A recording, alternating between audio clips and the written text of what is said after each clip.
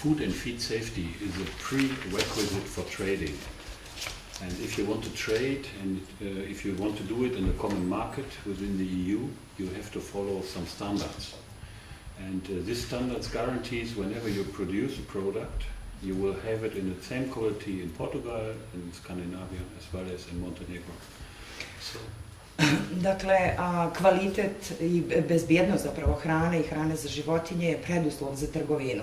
Dakle, ako želite da trgujete na zajedničkom tržištu Evropske unije, morate da imate hranu, zapravo prehrambene proizvode i hranu za životinje koji su istog standarda kao oni u Portugalu i u drugim državama članicama.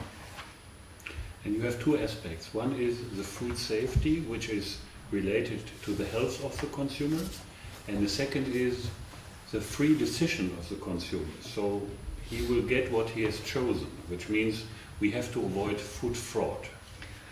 Dakle, postoje dva aspekta u ovom domenu. Dakle, prvi je bezbjednost hrane koji se odnosi na javno zdravlje potrošača, a drugo je odluka o izboru prehrambenog proizvoda koja je isključivo na potrošačima. Znači, izbjegavanje bilo kakve prevare u kontekstu prehrambenih proizvoda.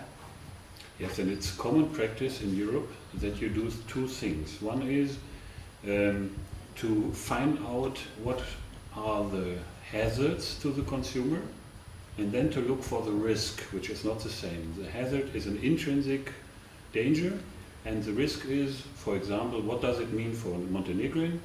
It means that you have, for example, access to Salmonella bacteria, to contaminants and things like this. And that means that the risk assessment will directly help Montenegrin people to know how big the exposure is. So, is it safe for me, or can I eat it, can I give it to my family? Dakle, što se tiče zajedničke prakse, dvije su stvari u opticaju. Prva je da se saznaju koje su to opasnosti koje nose prehrambeni proizvodi, a druga je procjena rizika. Šta to konkretno procjena rizika znači za Crnu Goru? Recimo, primjera radi, da se sazna da li postoji rizik od salmonele u nekom proizvodu i uopšte bilo koji rizik koji bi potencijalno mogao da ugrozi vašu porodicu ukoliko taj prehrambeni proizvod date. As we have everything implemented now in Germany, we think it's a good idea to collaborate with Montenegro on this field. It starts with the analytical work, to analyze food and feed, ends up with a risk assessment in the last step, which provides safety for Montenegrin consumers. Pošto mi u Njemačkoj imamo sve uvedeno što je potrebno za ovaj domen, dosjetili smo se da bi bilo jako lijepo i dobro imati saradnju sa Crnom Gorom, s tim što bismo naravno počeli od analitičkog rada, dakle procjenjivali bismo, analizirali bismo bezbjednost hrane i hrane za životinje i naravno imali bismo saradnju u oblasti procjene rizika ovih proizvoda.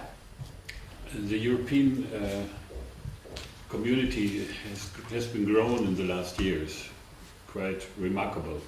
And if you see who is member, you will see that there are even countries which are smaller than Montenegro, and they made it, they did it, and I think they did it in a good way. So I'm convinced that you are in a good way. It needs some investments because you can't get this for free, but it will open you not only the market to your products, which are safe, but it could be also open the market for trading. Kao što znate, zajednica Evropske unije je do sada uveliko porasla. Među državama članicama Evropske unije nalaze se i države koje su manje od Crne Gore i koje su uspjele da postignu ove standarde i ne vidim uopšte zašto ne bi mogla i Crna Gora da postigne standarde o kojima pričate.